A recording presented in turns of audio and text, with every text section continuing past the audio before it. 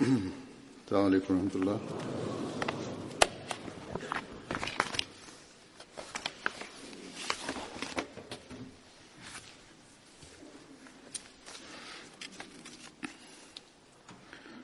أشهد أن لا إله إلا الله وحده لا شريك له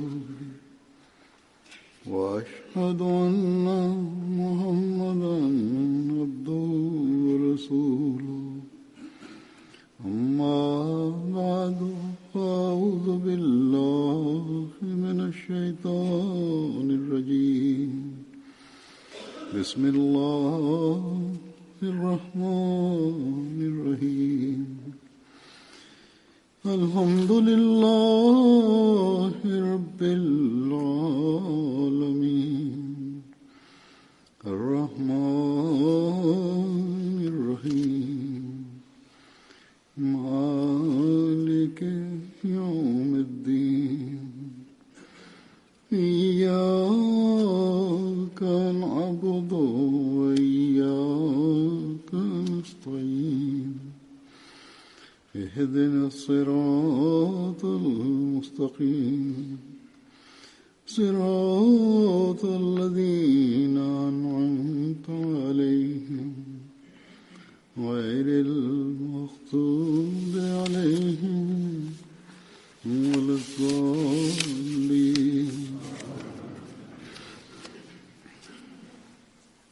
Heutzutage wird in den Medien der westlichen Welt die Frage gestellt, dass die Muslime über die friedliche Lehre des Islam reden, aber die Mehrheit der Muslime dieser Lehre nicht folgt und uns Ahmadis auch gar nicht als Muslime anerkennt. Die meisten Muslime erkennen uns nicht als Muslime an. Und ihr seid auch in einer sehr kleinen Minderheit. Eure Anzahl ist sehr klein. Wenn das die Lage ist, wie können dann die Ahmadis sagen, dass sie der wahren Lehre des Islams folgen? Und auch in Deutschland wurde mir diese Frage während des Besuchs gestellt, wie wir die wahren Muslime sein können, wenn wir so wenig sind. Und sie sagen auch, dass wie wir die anderen Muslime überzeugen wollen, dieser Lehre zu folgen, wenn das die wahre islamische Lehre ist. Unsere Antwort lautet immer, dass wir über jene Lehre des Islam sprechen, die der heilige Koran, die Ahadith, die Aussagen des heiligen Propheten Muhammad sallallahu alaihi wasallam und seine Werke gezeigt haben. Und wir beweisen unsere Lehre damit. Unsere Lehre basiert nicht auf Lippenbekenntnisse, die als Reaktion auf die Einwände der Feinde hervorkommen. Und diese Lehre haben wir auch nicht erfunden aufgrund der aktuellen Lage der Welt.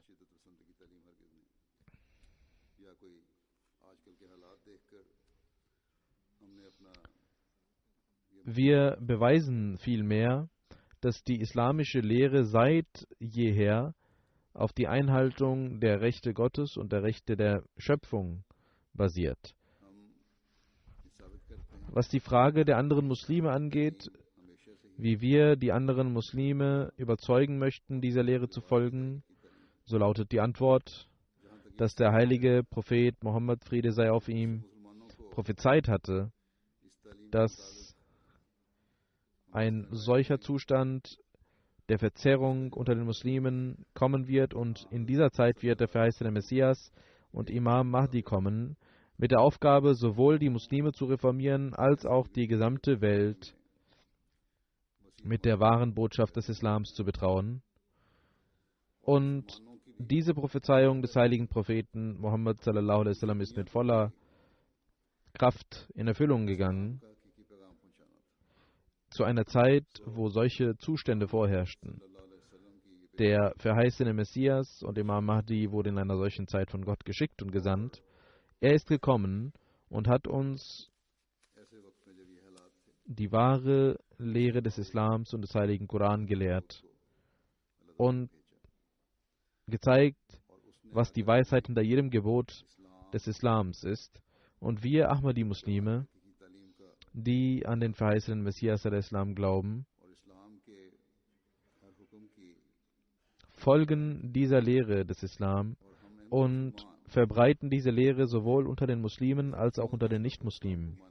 Unsere Aufgabe ist Tabligh, also die Überbringung der Botschaft. Wir sind Missionare und diese Arbeit tun wir und werden inshallah dies auch weiterhin tun.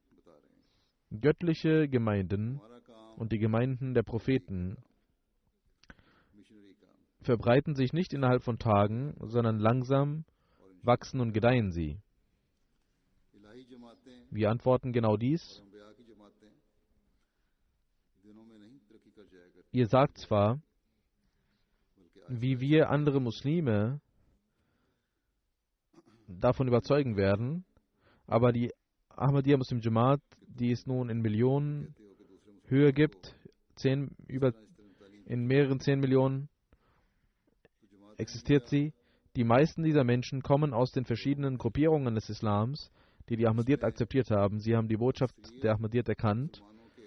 Und je mehr die Leute mit der wahren Botschaft betraut werden und sich vertraut machen und sehen, was die Ansprüche des verheißenen Messias al-Islam sind, und je mehr sie die Prophezeiungen und Aussagen des heiligen Propheten Muhammad sallallahu alaihi wasallam verstehen, desto mehr kommen sie sie kommen auch von den muslimischen Gruppierungen als auch von anderen Religionen kommen sie zu uns und schließen sich der Jamaat an, und inshallah, diese Minderheit wird eines Tages eine Mehrheit sein. Das ist das Versprechen Gottes. Und wir sehen Beispiele und Beweise dafür jeden Tag. Wir sehen jedes Jahr, wie hunderttausende Menschen in die Jamaat eintreten. Die meisten von ihnen sind Muslime.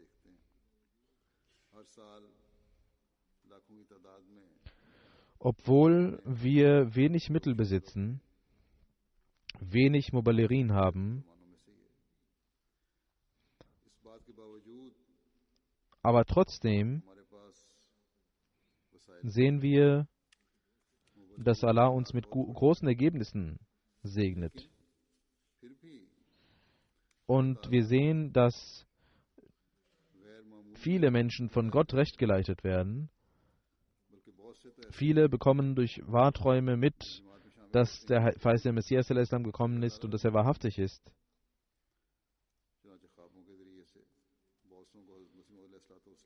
Und nach einer Zeit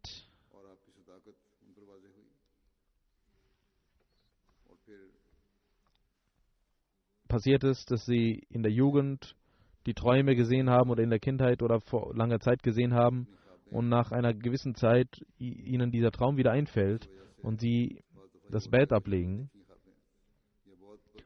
Andere kennen die Jamaat bereits vorher und machen Istikhara, beten, und mit der Rechtleitung Gottes treten sie der Jamaat bei. Einige hören das Tabligh, Muallimin, Muballighin, Dayan, unser Radio und Fernsehsender sind auch dabei, diese Botschaft zu verbreiten. Und ihre Herzen werden von Gott geöffnet. Es gibt Menschen, die die Gegnerschaft der Feinde der Jamaat sehen und sehen, wie diese enden und deswegen zur Jamaat gelangen. Dann gibt es Menschen, denen Gott Zeichen zeigt.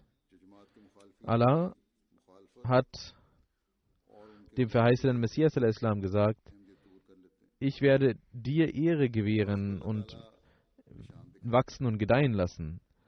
Und als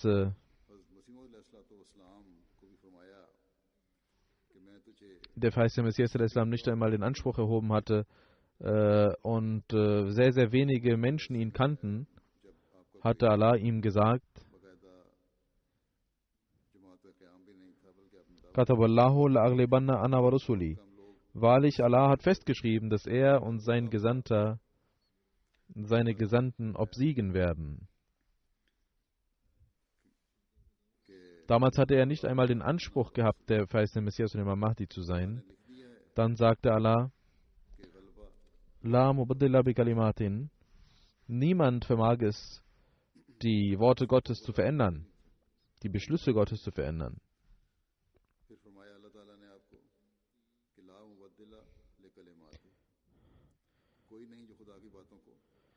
Das Verbreiten und der Fortschritt der Jamaat ist in verschiedenen Prophezeiungen enthalten. Allah hat gesagt, ich werde dir Fortschritte gewähren, deine Jamaat wachsen und gedeihen lassen. Und dieser einzelne Mensch, dem Gott den Fortschritt versprochen hatte, seine Gemeinde ist in der ganzen Welt verbreitet. Und jeden Tag wächst sie. Jeden Tag kommen neue Menschen und schließen sich der Jamaat an. Allah öffnet ihnen die Wege und leitet sie recht. Einige Ereignisse möchte ich präsentieren. Durch Träume kommen manche Ahmadis in die Jamaat. Unser Mubali Silsila von Kazan schreibt, dass sein Freund San Safilois, dass man Tabligh machte und ihm die Botschaft übergab und er stellte Fragen und nach einer Zeit machte er das Bett und er erzählt, warum er Bett gemacht hat und sagt, Allah hatte mir im Traum gezeigt, dass ich in Syrien bin und zwei Gruppen streiten und bekriegen sich und es gibt eine dritte Gruppe, die kommt und versucht sie zu versöhnen und sagt, dass ihr euch nicht töten sollt, weil ihr Unrecht begeht, indem ihr euch tötet. Ihr sollt diesen Kampf beenden und ihr sollt euch versöhnen. Und sie legen die Waffen weg und versöhnen sich und fallen sich in die Arme. Daraufhin sagt er, dass ich jemanden fragte, wer diese dritte Gruppe ist, die diese beiden versöhnt hat. Und er sagt, dass dieser russische Mensch sagt, dass ihm dann gesagt wird, das ist die Jamaat Ahmadiyya. Dann sagt er, in einem anderen Traum habe ich gesehen, dass es ein Unwetter ist, dass es ein Wetter voller Regen ist und ich höre, die Ahmadiyyat ist die wahre Lehre.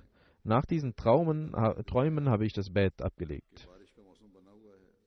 Aus Frankreich gibt es eine Frau, Malika, und sie erzählt, wie sie die Jamaat akzeptiert hat und sagt, ihre ganze Familie, in meiner ganzen Familie war die Botschaft der Ahmadiyyat angelangt und in unseren Häusern wurde oft darüber geredet, dass Allah jenen mit einem Traum geleitet hat und er in die Jamaat beigetreten ist und jenen.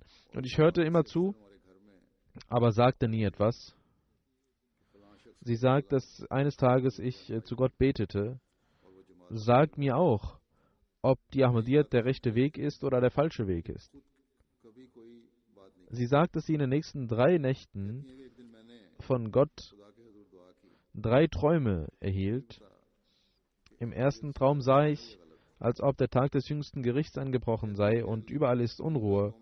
Aber meine Geschwister, die Ahmadis sind voller Zufriedenheit und Ruhe und sind sehr glücklich, wobei ich schreie und sage, dass es sehr gefährlich ist. Aber sie sind überhaupt nicht unzufrieden und unruhig, sondern sagen, wir werden das Ijlas der Jamaat Ahmadiyya besuchen. Sie sagt, dass sie im Traum sich mit ihnen verbindet. Dann sieht sie in einem anderen Traum, sie sagt, dass meine Schwester, die eine Ahmadi ist, sie sagt zu mir, ich soll beten. Das ist der einzige Weg. Dann sah ich in der dritten Nacht den Traum, dass ich mit meinen Geschwistern sitze und ich spüre, dass Allah auf meine Hand etwas geschrieben hat. Und nach diesen Träumen bekam ich Zufriedenheit, dass das Träume sind, die der Wahrhaftigkeit der Jamaat, die Wahrhaftigkeit der Jamaat bezeugen. Und jetzt habe ich Bett gemacht und die ganze Familie ist in der Jamaat eingetreten. Abdulaziz Traore Sahib, der aus der Elfenbeinküste kommt und dort in einem Dorf arbeitet, dient, der Jamaat dient. Er sagt, dass ein älterer Herr, Mamara Traore Sahib, einmal im Traum sah, dass in seinem Dorf arabische Menschen gekommen sind. Und im Traum sagt er, dass einige Menschen sagen, dass diese Menschen keine wahren Araber sind. Ihr sollt euch fernhalten von diesen Menschen. Und er sagt, ich höre dann im Traum weiter, wenn ihr Gott erlangen wollt, dann müsst ihr euch diesen Menschen anschließen und ihr werdet Gott nur durch diese Menschen finden. Und er sagt, nach einigen Tagen kamen die Ahmadi Mubalirin in unser Dorf und einige Menschen sagten, das sind keine richtigen Muslime, weil sie wussten, dass es Ahmadis sind. Sie sagten, das sind keine Muslime und ihr sollt euch von diesen Menschen fernhalten. Das ist die Fatwa der Maulvis. Und der ältere Herr, als er das sah, erinnerte sich an seinen Traum und machte das Bett und trat zu der Jamaat bei. Auf der Jalsa Salana Elfenbeinküste war er auch dabei und voller Eifer und voller Enthusiasmus. Aus Congo, Brasil, schreibt Bashir Sakiba Sahiba, dass ich 2014 zum ersten Mal die Jalsa Salana vor Ort besuchte und dort erfuhr ich, dass Jesus gestorben ist und er nicht mehr lebendig vom Himmel herabsteigen wird. Und ich erfuhr auch, dass der heilige Prophet Muhammad sallallahu alaihi wasallam gesagt hatte, dass eine Zeit kommen wird, in der die Muslime in Gruppierungen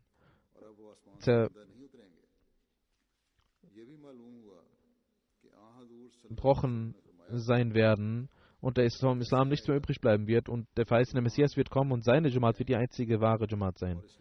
Und er sagt, das ist ein Herr, er sagt, dass ich dann die Literatur der Jamaat las und die von der Wahrheit der Jamaat erfuhr und ich sah,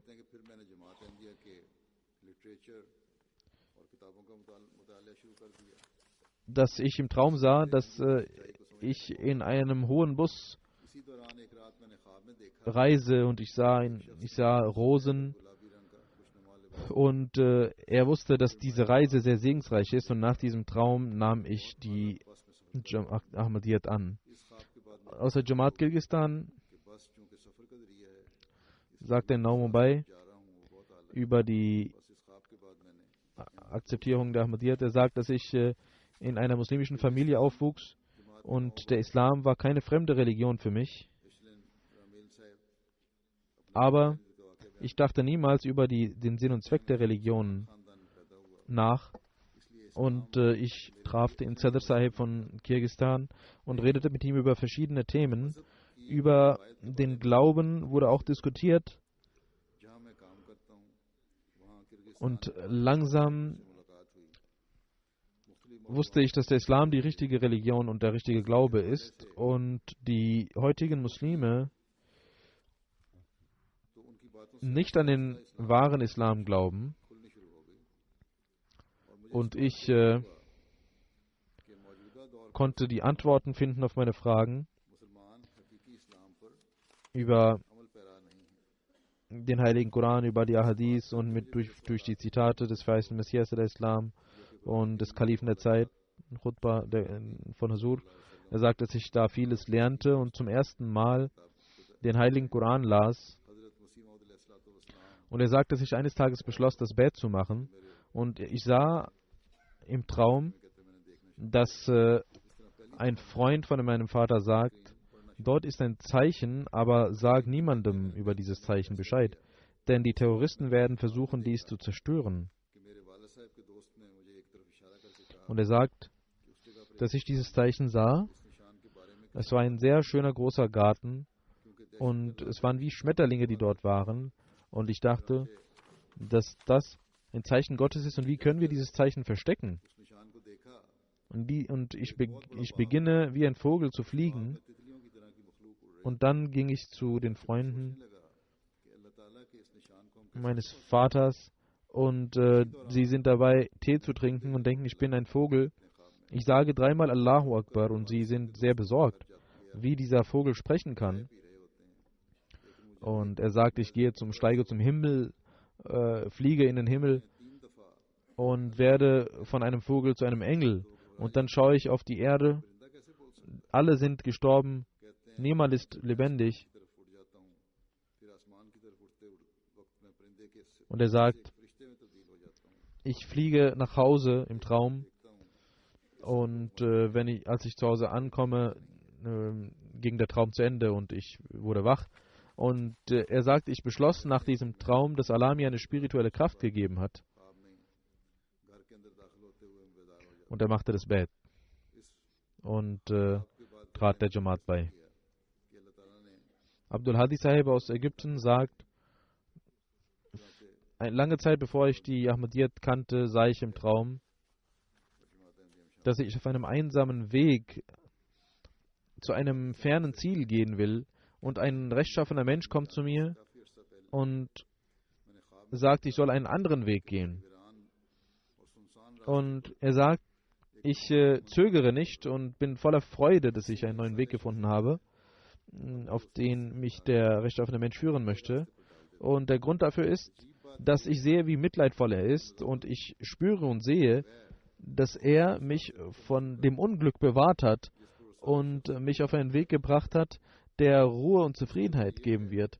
Und nachdem ich diesen Weg gehe, sehe ich, dass ich sehe auf meinen alten Weg und sehe einen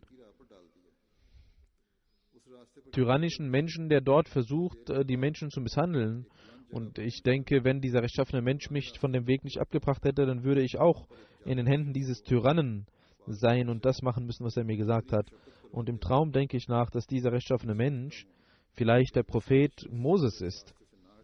Und nach einer gewissen Zeit, nachdem ich die Jamaat kennengelernt hatte, wusste ich, dass der Weg, den ich ging, der Weg der Zerstörung war und der rechtschaffene Mensch mich von diesem Weg abgebracht hat und einen neuen Weg gezeigt hat. Und das ist der Weg des verheißenen Messias der Islam. Und der neue Weg ist die Ahmadiyyat, der wahre Islam. Das sind einige Beispiele aus Kasachstan, Kirgisistan, aus der vergangenen Sowjetunion, aus Europa, aus Westafrika, aus Zentralafrika, aus den arabischen Ländern. In den verschiedenen Völkern gibt es Menschen, die verschiedene Sprachen sprechen, die aber Allah auf gleiche Weise recht leitet. Wer ist es, der sie recht leitet? Diese Rechtleitung, diese Führung gibt ihnen wahrlich Allah selbst, der dem verheißenen Messias des Islam gesagt hatte, ich werde deine rechtschaffene Gemeinde wachsen und gedeihen lassen. Aus Marokko schreibt ein Ahmadi über sein Bett, Shakur Sahib, dass in den ersten Tagen, als ich die Jamaat kennengelernt hatte, Liqama al-Arab sah und im Traum sah ich, dass der vierte Kalif, Hazrat Khalif Masih Rabi, auf einem Berg ist und dort auf einem Weg geht. Er hat weiße pakistanische Kleider an und er sagt, ich gehe hinter Huzur und bis zum Gipfel und von dem Gipfel aus sehe ich ein Licht, das in den Himmel steigt und ich merke, als ob das Licht des Fajr ist und er sagt, ich habe etwas Angst und meine Schritte werden schwach und Huzur sieht dies und spürt dies, Hazrat Khalif Masih Rabi, und sieht meine Angst und schaut zu mir nach hinten und sein lichterfülltes Gesicht erfrischt mich. Und ich sage, ich weiß nicht, was hinter diesem Berg ist, dass so ein Licht von dort kommt. Und er lächelt und sagt, komm einfach hinter mir her und habe keine Angst. Er sagt, Alhamdulillah, trotz dieser Angst und Furcht habe ich gemäß diesem Traum Liqama al-Arab gesehen und wandelte hinter den Wegen von Huzur, bis ich die Ahmadiyyat akzeptierte. Er sagt, ich habe das bereits als ich die Jamaat kennengelernt hatte, die Jamaat akzeptiert und auch das Bet am Fernsehen geleistet, aber mein Herz war noch nicht zufrieden, weil diese Worte in Englisch waren und ich verstand das nicht ganz. Und ich hatte keine innere Zufriedenheit, aber ich wusste, dass das die Wahrheit ist. Und das wahre Bet bedeutet die Einhaltung der Gebote und der Bedingungen des Bet. Aber als ich die Jamaat kennenlernte, gab Allah meiner Frau auch die Kraft, die Ahmadiyya zu akzeptieren, und wir beide kamen 2010 und schickten das Bet-Formular und machten das Bet. Ein Freund, Dr. Ijaz Karim Sahib aus Algerien, er schreibt über sein Bet.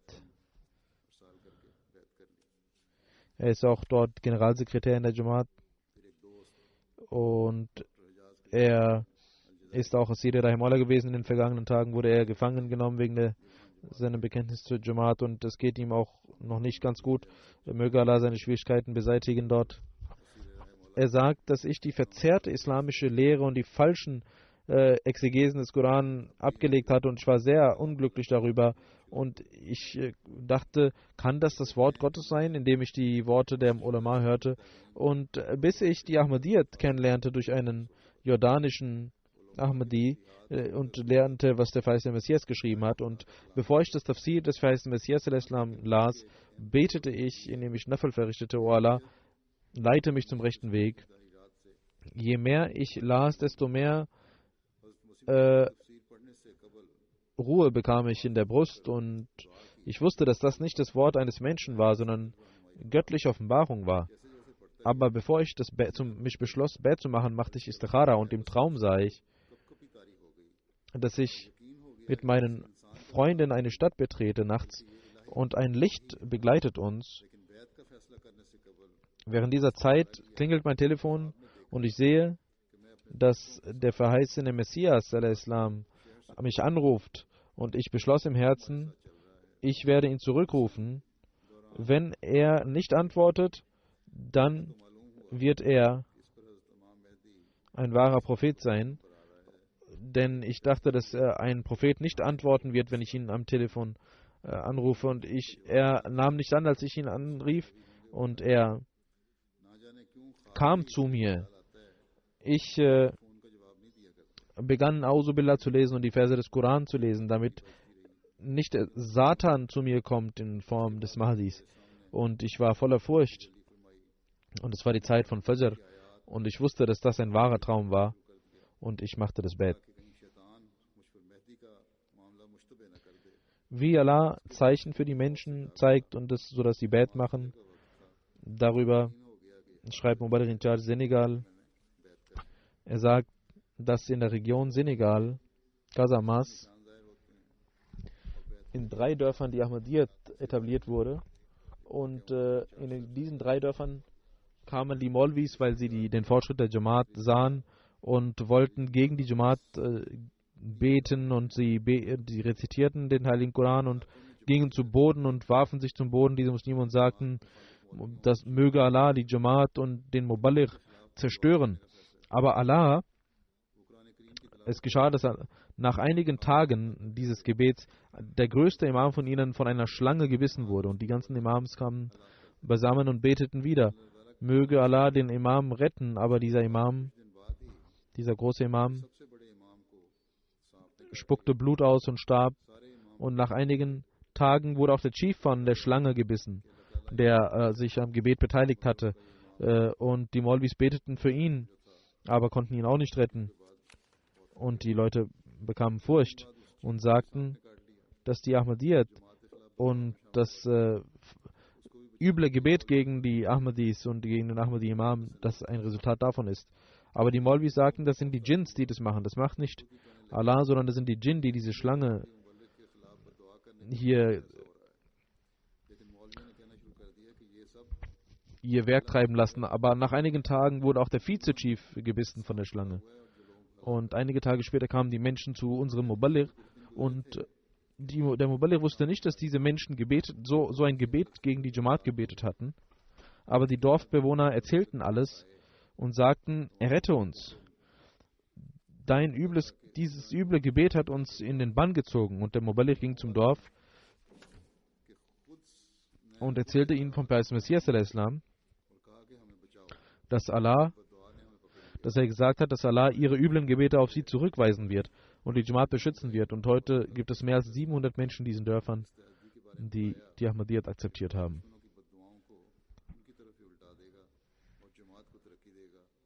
Die Gegner selbst werden auch für die rechtgeleiteten Menschen zu einem Mittel Glauben zu akzeptieren. In Burkina Faso, in Boromo, schreibt der Muallim Silsila, dass in einer unserer Jamaat der Sohn des Wahhabi-Imams in einer Tabligh-Sitzung teilnahm und dort sah er, dass die Nicht-Ahmadi-Maulvis, die sogar promoviert waren, keine Argumente lieferten, sondern den verheißenen Messias al-Islam beleidigten. Und das hinterließ einen tiefen Eindruck auf ihn. Und er begann, über die Jamaat zu recherchieren und hörte sich im Radio das Tabligh der Jamaat an. Und sein Vater, den Wahhabi-Imam, fragte er über die Jamaat eines Tages und der Vater sagte, die Ahmadis sind keine Muslime. Du sollst dich nicht in ihrer Nähe befinden. Aber dieser junge Mann hörte sich immer das Radio an und er kontaktierte unseren Muallim und machte das Bett und nahm die Jamaat an. Als der Vater dies sah, beleidigte er seinen Sohn und schmiss ihn aus seinem Haus. Und einige Tage später bekam der Junge, einen Anruf von der Mutter, dass hier die vollständige Ruhe verloren gegangen ist, der Frieden verloren gegangen ist und komm und versöhne dich mit deinem Vater. Und als er zurückkam, sah er, dass der Vater alle Dorfbewohner versammelt und sagte, das ist nicht mein Sohn, das ist ein Kafir, ein Ungläubiger. Und wenn der Vater beleidigt ist, dann ist das eine sehr große Sache, gemäß der afrikanischen Tradition, ist das eine sehr üble Sache. Und der Sohn betete und er sah im Traum, wenn du Erlösung willst, dann sollst du an der Ahmadiyyat festhalten.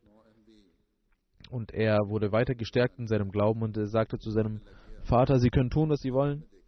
Ich kann die Ahmadiyyat nicht von der Ahmadiyyat ablassen.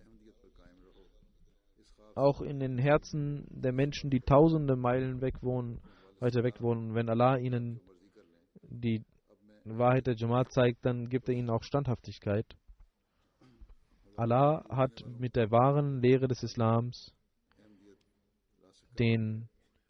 eine Gruppierung, eine Jamaat der Liebenden des verheißenen Messias al-Islam geschaffen und eine Liebe, die unvergleichbar ist. Und Amir Saib von Benin schreibt, dass in einem Dorf, wo es schwierige Infrastruktur gibt, mitten im Dschungel liegt dieses Dorf.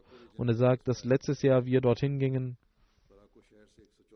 und dort auch verschiedene Bets stattfanden. Und eine Jalsa wurde dort abgehalten. Und die Naumobain wurden eingeladen. Als die Delegation dort ankam, hießen die Dorfbewohner sie so sehr willkommen, dass unser ganzer Schmerz und der Reise weg war. Und ein Naumobai sagte, O ihr Menschen, das ist der Weg der Wahrheit, der uns Leben gegeben hat. Das ist der wahre Islam, der uns Lieben gelehrt hat. Der Nicht-Ahmadi-Imam hat zwischen uns Unfrieden geschaffen und wollte die Liebe uns wegnehmen, aber der Ahmadi-Imam hat uns die Liebe wiedergegeben. Ein anderer Naumobai, der Sadr von Doru, sagte, die Ahmadiyyat hat uns den wahren Islam gelehrt. Als wir zur Jalsa Salana gingen, gab es keinen Unterschied. Alle Dorf- und Stadtbewohner waren an einer Stelle. Es gab keinen Streit. Die Ahmadiyyat hat uns den wahren Glauben gelehrt. Und Allah hat uns gesegnet, dass wir jetzt beten. Und ein Naumobai sagte, wir sind der Ahmadiyyat dankbar, dass wir, die Dschungelbewohner waren, zu Menschen geworden sind. Hier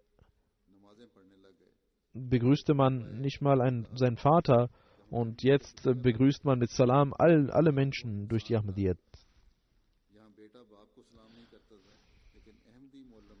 Auch von den Muslimen und von den Nicht-Muslimen hat Allah rechtschaffene Menschen die Möglichkeit gegeben, die Ahmadiyyat zu akzeptieren und ihren Glauben zu stärken. Der Amir von Sierra Leone schreibt, dass in einer Jamaat Selu letztes Jahr eine neue Jamaat gegründet wurde, aber der Imam dort hatte das Bad noch nicht gemacht.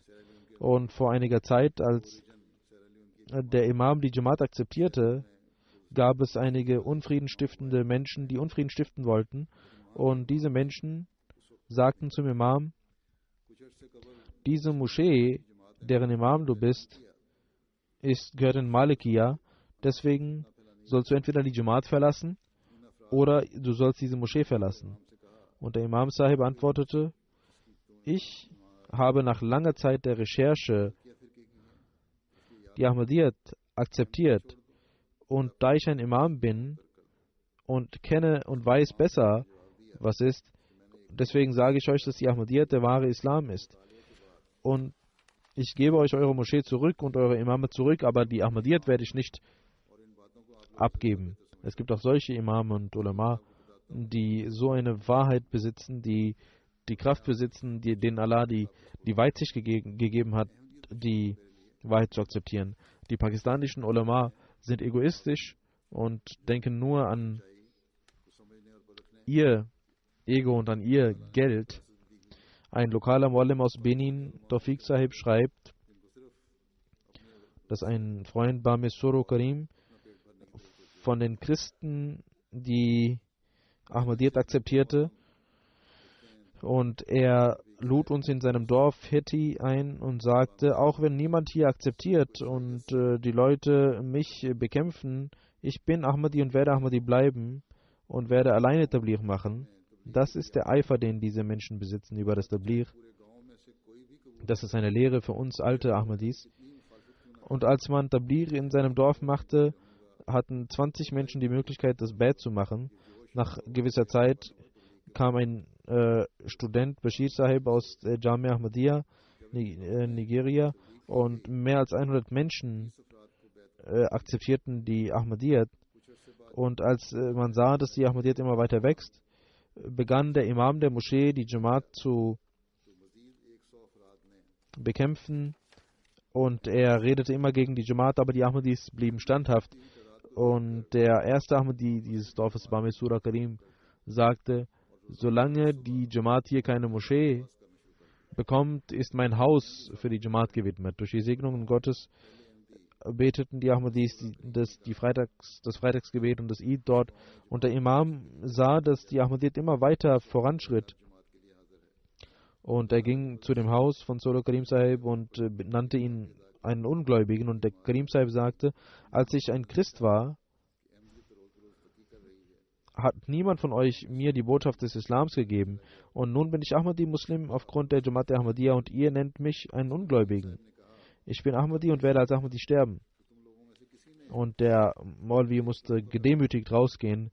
Und Karim Sahib ist ein sehr aktiver Da'i ilallah, der die anderen zur Jamaat einlädt. Obwohl der Imam gegen ihn war, hat er mit großem Eifer dieser Aufgabe nach und bringt neue Bats. Aus Burkina Faso gibt es einen lokalen Muallim, Konate Abdul Hai Sahib, dass ein Naumobai, Jalu Ibrahim, ihm sagte, dass er, obwohl er Muslim ist, Alkohol trank, und so viel Alkohol trank, dass die Menschen ihn als verrückt bezeichneten und niemand sich ihm näherte. Einmal wurde er krank und niemand traf ihn. Danach fing er an, Ahmadiyya Radio zu hören, und Allah leitete ihn recht. Er nahm die Jamaat an und hörte auf, Alkohol zu trinken. Aber nach einer Zeit wurde er wieder krank, und so krank, dass er dachte, dass er sterben würde. Und er betete: O Allah, ich habe den Imam Mahdi akzeptiert, mögest du mir ein langes Leben gewähren. Allah hörte sein Gebet und er löste ihn nicht nur von der Krankheit, sondern gab ihm so viel Gesundheit, dass er auch an der Jalsa teilnahm. Und er sagt, das ist die Segnung des Glaubens an den Imam Mahdi, wenn er heute lebt, dann deswegen, weil er an den verheißenen Messias geglaubt hat und an die Wahrheit geglaubt hat. Aus der Elfenbeinküste, Tamil Sahib schreibt über seine Akzeptanz der Ahmadiyyat. Er sagt, ich war ein Götzendiener. Einmal sah ich im Traum, dass eine alte Frau mir eine Kanne und Jainumas gibt und sagt, ich soll beten. Ich verstand diesen Traum nicht und ich ging zu einem muslimischen Gelehrten, und der mir diesen Traum deuten sollte. Er sagte, du sollst beten. Ich fing an, in einer Nicht-Ahmadi-Moschee zu beten, aber meine Gedanken kreisten um die Götzen. Und ich sah wieder diesen Traum und diese Frau sagte mir wieder, du sollst beten, das Gebet verrichten. Aber ich war sehr besorgt, weil ich doch schon angefangen hatte zu beten. Und was bedeutet dieser Traum? Und ich ging zu meinem älteren Bruder, er war Ahmadi, und ich erzählte ihm diesen Traum. Der ältere Bruder sagte mir, das bedeutet, du sollst die Ahmadiyyat akzeptieren. Und mit seinem Rat nahm ich Kontakt zu einem Mubalik der Jamaat auf und informierte mich über die Jamaat und machte das Bet. Vor dem Bet betete ich auch, aber mein Herz war den Götzen zugewandt. Aber nachdem ich die Ahmadiyyat akzeptierte, dachte ich nicht mal an die Götzen und ich lernte den wahren Gott kennen. Und durch die Ahmadiyyat habe ich den wahren Gott erlangt. Diese Ereignisse sind eine Lehre für die alten Ahmadis. Der Muballigh von Kazan schreibt,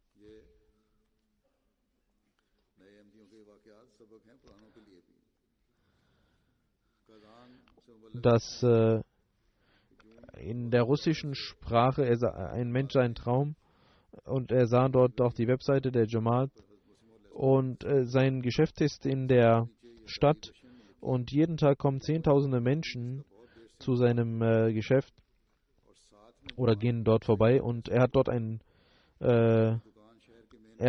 Foto aufgehängt, wo er die Infos der Jamaat draufgehängt hat. Vor einigen Tagen war ein pakistanischer Ahmadi dort wegen seinem Business und ich glaube, das war dieser Ort. Er schickte mir ein Foto von dem Bild des Verheißenen Messias von einem Geschäft und er sagt, ich glaube, das war dieses Geschäft und er sagt, dass zwei pakistanische Nicht-Ahmadis dort vorbeigingen und anfingen, sich dieses Foto anzuschauen und der eine sagte zum anderen, es scheint so zu sein, dass es Mirza Sahib aus Qadian ist. Und diese Frau hörte dies und sagte, das ist der Imam Mahdi, der gekommen ist. Und er sagte, ich sah dies und ging dort weg. Das ist ein Tabligh, wie sie von einigen Menschen durchgeführt wird. Amir Sahib Burkina Faso schreibt, dass ein Naumobai-Freund, Farid Idris, sagte, dass ich eines Tages im Traum nach dem Bett sah, dass es dunkel geworden ist, dort wo ich war, und dort wo ich jetzt bin, voller Licht ist. Und ich wachte auf. Er war Wahhabi vor der Ahmadiyyat und er sagte zu seinen Freunden, wenn ihr Licht wollt, dann werdet ihr dies nur in der Ahmadiyyat finden. Denn hier gibt es das System des Khilafat und nur mit dem Khilafat können wir siegen. Durch die Segnung Gottes ist Bari Sahib nun ein Da'ilallah und macht es Tabligh. Allah leitet die Leute zu der wahren Lehre des Islam und es wird inshallah ein Tag kommen, wo durch den verheißenen Messias Islam der wahre Islam in der Welt obsiegen wird. Möge Allah jedem die Kraft geben, an dieser Segnung teilzuhaben und ein Da'ilallah zu sein. Und nach den Gebeten werde ich 2 Janaza Raib verrichten. Ein Janaza von Khurshid Ruqayya Sahiba, Ehefrau von Marhum Darwish Ganu Sahib aus Qadian. Sie ist am 1. September 2017 am Tag des Hajj verstorben, in Allahi wa inna ilaihi raji'un. Sie war die Tochter von Kabiruddin Sahib, Gefährte des feisten Messias al-Islam. Sie war die Urenkelin des Gefährten des feisten Messias al-Islam. Und im Jahre 1956 heiratete sie. Und ihr Ehemann war ein Muballigh und sie unterstützte ihn immer beim Tabligh und betete regelmäßig, machte Tahajjud, war gastfreundlich und liebte das Khilafat und kümmerte sich um die Armen und hörte sich die Freitagsinsprachen auf MTA an und auch ihren Kindern ihre Kinder ermahnte sie immer wieder, dies zu hören. Sie war auch lange Zeit krank. Und obwohl die Jamaat ihr anbot, helfen, sagte sie, nein, ich will mit meinen eigenen Mitteln. Und sie sagte ihren Kindern, wir sollten mit unseren eigenen Mitteln uns behandeln. Und sie hat 2 Söhne, 2 Töchter hinterlassen. Ein Schwiegersohn wohnt in Frankreich, ist aus Marokko. Möge Allah ihre Ränge erhöhen und auch ihren Kindern die Kraft geben, ihre Wohltaten fortzuführen. Salahuddin Sahib aus USA ist verstorben. Er ist am 10. September 2017 durch einen Herzinfarkt verstorben. In Allahi wa inna ilaihi raji'un.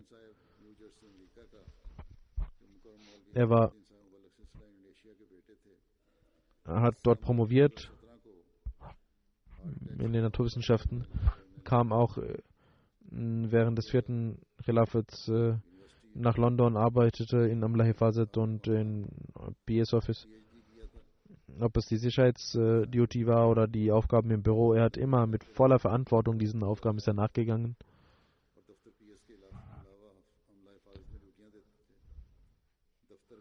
Er war ein sehr würdevoller Mensch und war sehr berühmt. War ein sehr großer, starker Mann, hat auch viel Wissen und hat auch promoviert und hatte viel Wissen. Trotz dieser Eigenschaften war er sehr demütig und konnte mit jedem reden und wie ich gesagt habe, während des 4. Khilafat war er auch hier und hat auch in der Sicherheit gedient und im PS Office gedient.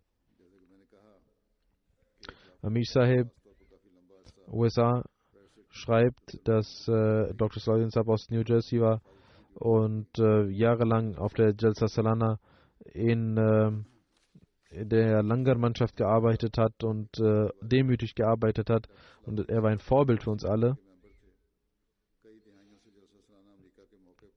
Und arbeitete immer voller Demut und diente den Gästen des feisten Messias al-Islam.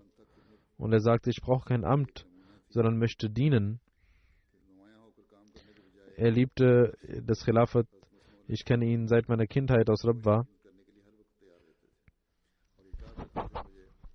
Und auch nach dem Khilafat hat er eine sehr aufrichtige und treue Bindung gehabt.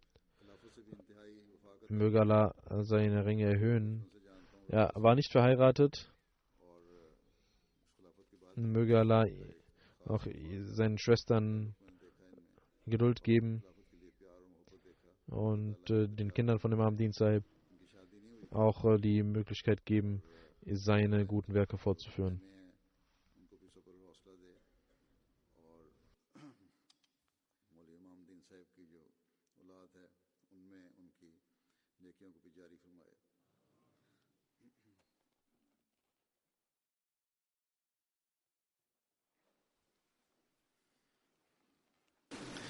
الحمد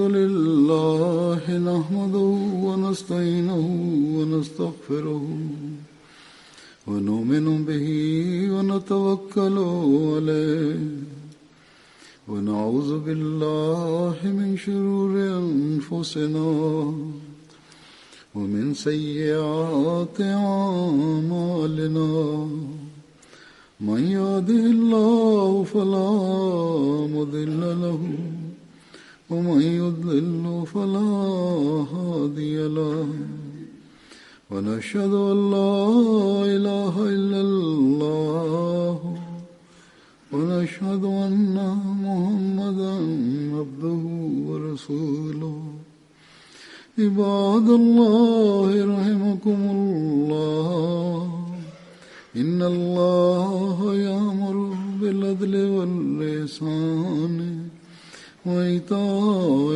ذي القربى وينهى عن الفحشاء والمنكر والبغي يعظكم لعلكم تذكرون اذكروا الله يذكركم وادعوه يستجب لكم ولذكر الله أكبر